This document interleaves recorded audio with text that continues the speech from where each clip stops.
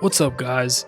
In my last video, we talked about basketball IQ a lot, specifically in reference to LeBron James, and my personal belief is that the players with the highest basketball IQ in the league are Jimmy Butler and Jrue Holiday, but a close third and the highest basketball IQ of any superstar today is clearly Nikola Jokic. You would think anybody that has a high basketball IQ would be absolutely obsessed with their sport 24/7. But what all three of these guys have in common is that they actually have a wide variety of interests outside of basketball, and they are extremely curious in nature. This curious nature is what has led to them dissecting a lot of film and figuring out opponents' strengths and weaknesses and working hard to exploit them on the basketball court.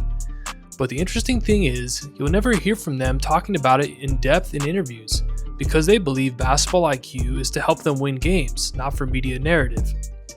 Jokic famously wants no part of fame or recognition and has a ton of love for his family and friends back in Serbia. But what's rare about Jokic is that he's combining this with being 7 feet tall.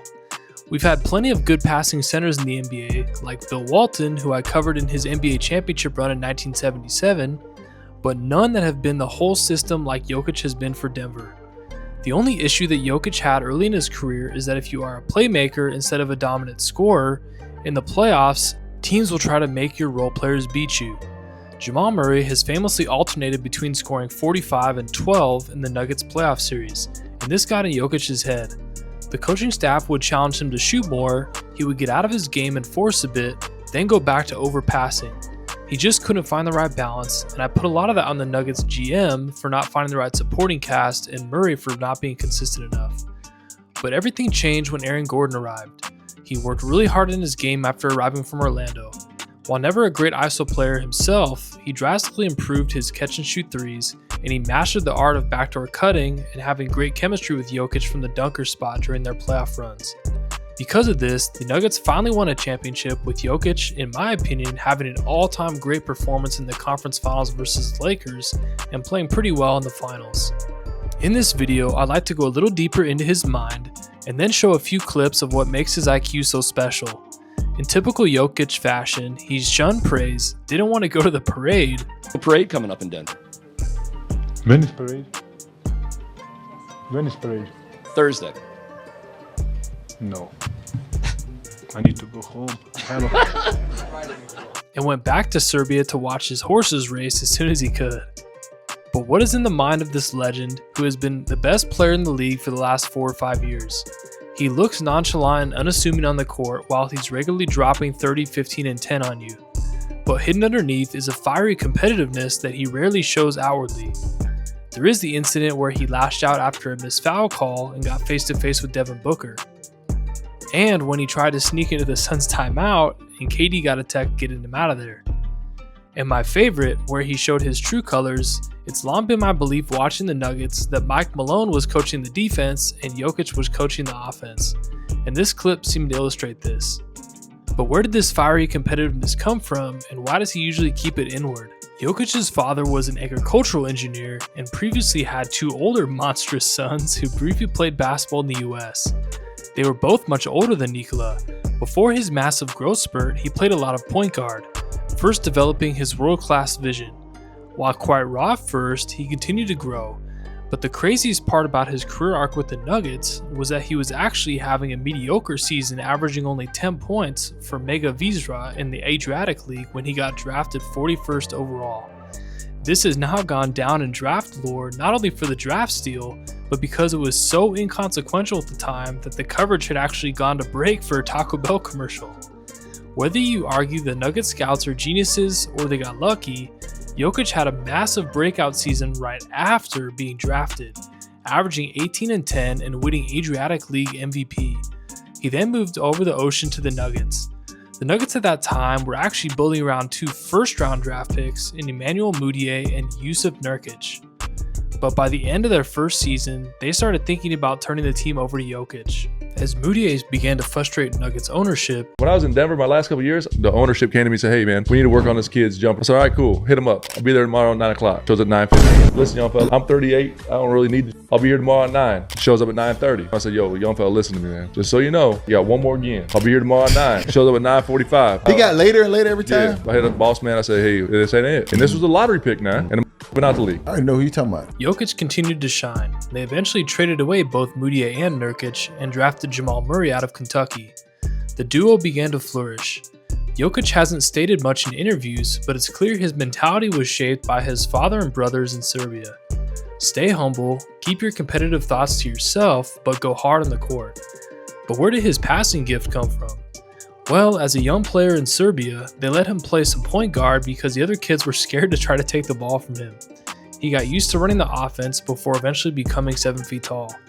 But perhaps my favorite attribute of his is that he actually has worked hard to improve a new skill each year. He was poorly conditioned coming into the league, admitting in interviews he drank multiple liters of Coke a day. Within 2 years, he became much better conditioned. He was a well below average shooter, albeit with good touch. However, after working extremely hard, his 3-point percentage has at times hovered near an unheard of 50% the last year and a half. He has developed the best floater game regardless of position in the league and has improved his already strong post game and passing. Where he really impressed me though was his team defense in the championship run.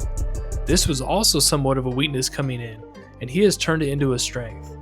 While not possessing the quick double jumping ability that made Dwight Howard and DeAndre Jordan elite help defenders, he has developed great positioning and works as an expert tandem with Aaron Gordon protecting the paint. This is extremely refreshing as an NBA fan. Yes, I get the argument that us non-NBA players don't have the right to criticize NBA players on what they're doing in the offseason. But at the same time, some of the superstars of the league that are getting paid $40 to $50 million a year, and they have had glaring holes in their games that have held them back from winning more, and we have yet to see them fix it in the offseason. So it's awesome to see a player of Jokic's caliber working to improve a weakness each offseason. He has gotten a reputation as not caring from quotes like this. With Thanksgiving right around the corner, what are a couple of things you're just thankful for? What I'm thankful for? Yes, sir. Oh my God. But in reality, he has been an extremely hard worker in the offseason. Now to wrap up this video, I'd like to show a few clips of what really sets him apart. First, his 3-point release. I mean, this is just ridiculous. Anthony Davis is a top 5 defender in the league and is all over this.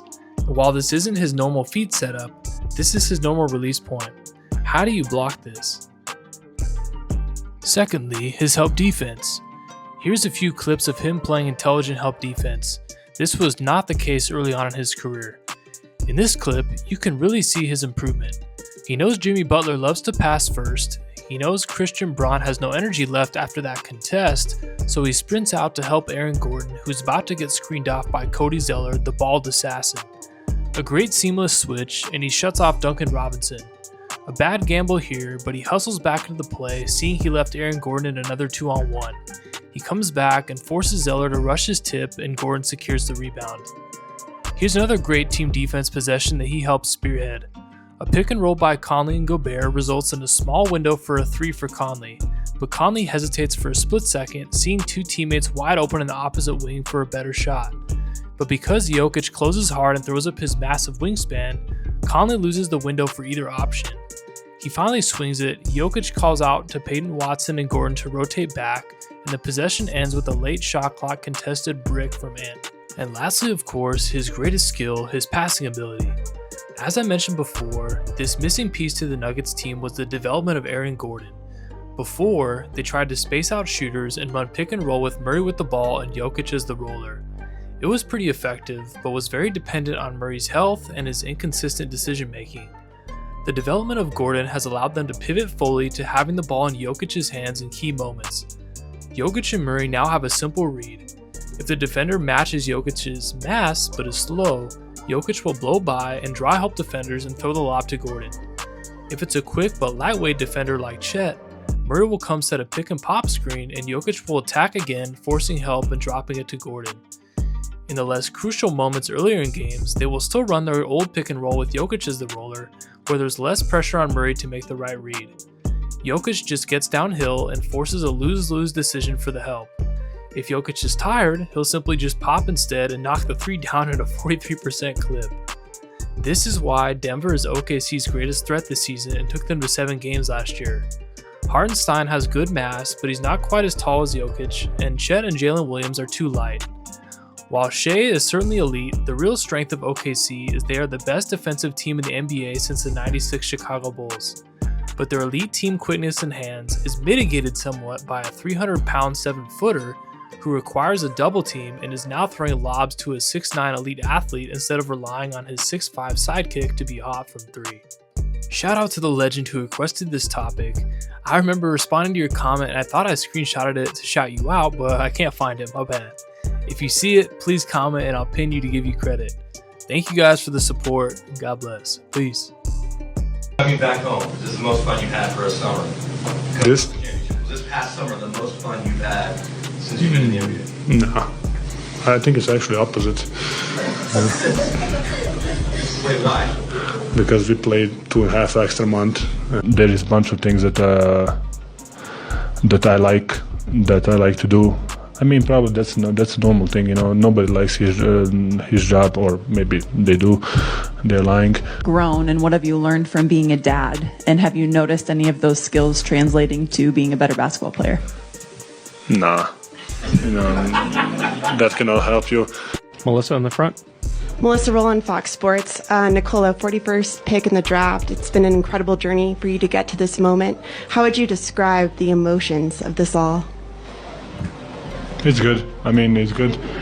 What is Coach Jokic like? I don't know. I don't want to be a coach. I think that. Can you take us through the corner three that you had? Yeah, it was a play that we have. I got the ball and I saw that it was like 4-5 something or 4 point something, and just needed the rhythm to throw it in the air. And like my old friend Mike Miller said, just shoot it and let it fly. Enjoy the moment. Did you enjoy the moment? I did enjoy the moment for sure. I wake up to a text at 3:30 in the morning from Joker, and I used to always make fun of him because, you know, he didn't win a championship, didn't do nothing. Oh. He had his first triple double, and I said, "Oh, that's cute," blah blah blah, whatever. And so he texted me in the morning and said, "Hey brother, you ever won MVP or Finals MVP?" And I said, "No, I haven't." He said, "You kind of sucked, didn't you?" I said, "Yeah, I sucked."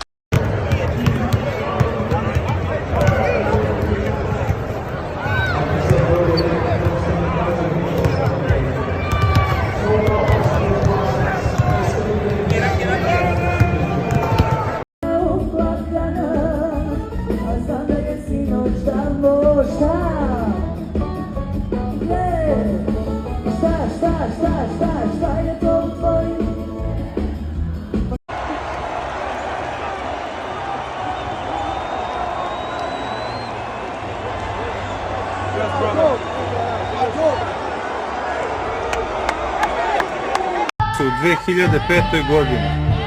Pored mene je Nikola Jokić. Nikola, mora ti kažem nešto.